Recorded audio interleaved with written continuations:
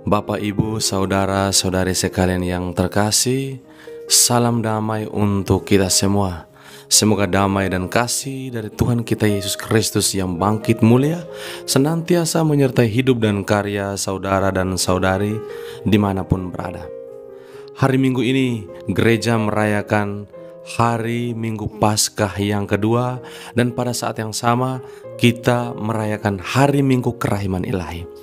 Dua buah perayaan yang sangat istimewa, dua buah kenyataan di mana Allah yang sudah bangkit mulia, yang sudah menang atas maut, hadir karena belas kasihannya, karena kerahimannya untuk kita semua.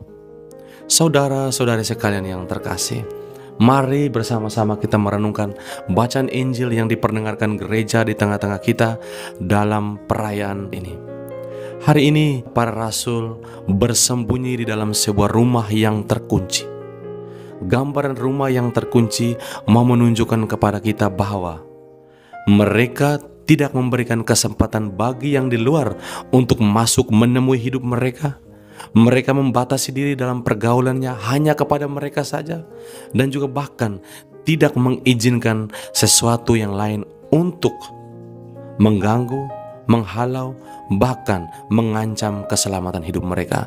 Dan hal ini terjadi karena Kristus yang mereka imani, Dia yang merupakan guru, tokoh kebijaksanaan, pembuat mujizat, dan juga Tuhan dan Allah mereka, Mesias bagi mereka, telah dibunuh, digantung secara keji di kayu salib. Keadaan inilah yang membuat para rasul terkunci di dalam sebuah rumah. Keadaan terkunci ini juga mengartikan kepada kita bahwa mereka diliputi ketakutan dan iblis sementara merongrong kehidupan mereka. Saudara-saudari sekalian yang terkasih, kita merayakan hari yang sama, yaitu kerahiman ilahi. Allah yang Maha Rahim hadir hari ini membuktikan cintanya kepada dunia dan teristimewa kepada para muridnya, di mana dengan tubuhnya yang mulia, tubuh yang sudah menembus batas ruang dan waktu, di mana raga manusia tidak bisa menggapai batasan-batasan ruang dan waktu. Hari ini Kristus datang dan berdiri di tengah-tengah mereka dan mengatakan, "Shalom, damai bagimu." Kata shalom atau salam damai bagimu mengartikan atau digambarkan bahwa situasi yang sementara menggerogoti mereka, ketakutan yang luar biasa, kekecewaan, putus asa, dan juga harapan yang pesimistik akan masa depan dibayar tuntas hari itu. Semua kerinduanmu akan berjumpa dengan Kristus. Harapanmu akan kebahagiaan, keluar dari rasa takut dan semangat untuk mewartakan Kristus. Hari itu terjawab dengan sebuah kata dan sapaan yang indah, "Shalom, damai bagimu." Kehadiran Kristus dalam kehidupan kita adalah remedi atau jawaban dari semua kebimbangan, kedukaan, dan juga kesengsaraan dalam penderitaan kehidupan dan ziarah panggilan kita. Hari ini dengan tubuhnya yang mulia, Kristus datang mengobati semua kedukaan, ketakutan, dan keterkungkungan mereka dari rasa takut akan kematian dalam mengimani Kristus Sang Mesias. Saudara-saudari sekalian yang terkasih, dan hari ini sebuah peristiwa indah terjadi dengan Thomas yang disebut Didimus.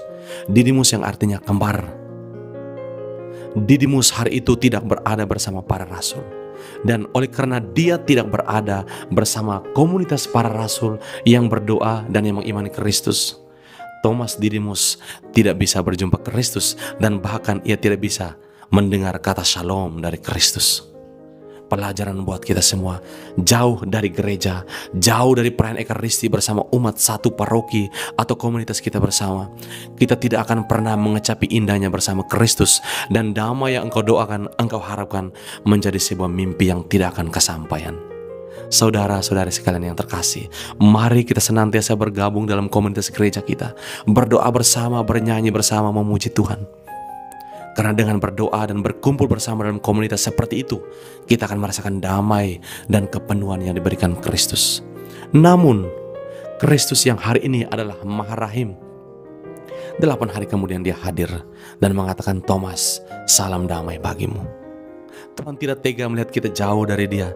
Tuhan tidak tega kita tenggelam dalam ketidakpercayaan. Dan bahkan Tuhan tidak mau melihat kita hancur dalam kedosaan kita dan terpencar jauh dalam relasi kita dengan Kristus. Dia datang menjemput kita. "Thomas, Cucukkanlah tanganmu dalam luka-lukaku, dan sekali-kali janganlah engkau tidak percaya lagi. Dan dengan perkataan demikian, Kristus mau menunjukkan betapa hatinya, betapa kerahimannya begitu besar seperti samudera yang tidak terbatas pada kelompok-kelompok tertentu. Sekecil apapun dirimu, Dia akan mengikuti engkau, memanggil engkau, menyapa engkau untuk kembali ke dalam pelukan cinta kasih-Nya.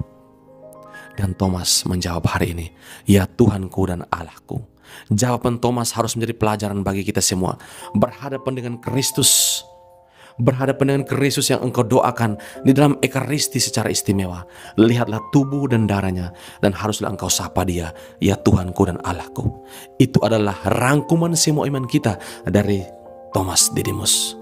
Hendaknya kita belajar bersama Kristus, bukan hanya kita melihat Dia sebagai sahabat saudara kita, tetapi di atas segala-galanya Kristus adalah Tuhan. Dia yang bangkit jaya mau menunjukkan kepada kita Dia berkuasa di atas semua kematian serta kehidupan kita, dan dengan demikian Dia adalah Tuhan. Panggilan Thomas hari ini adalah buah dari perjumpaannya dengan Kristus Sang Maha Rahim, dan dengan demikian kita pun dipanggil untuk senantiasa membaharui relasi kita dengan Kristus dengan menyapa dan mempraktikkan dalam hidup bahwa Dia adalah Tuhan dan Allah dalam kehidupan kita.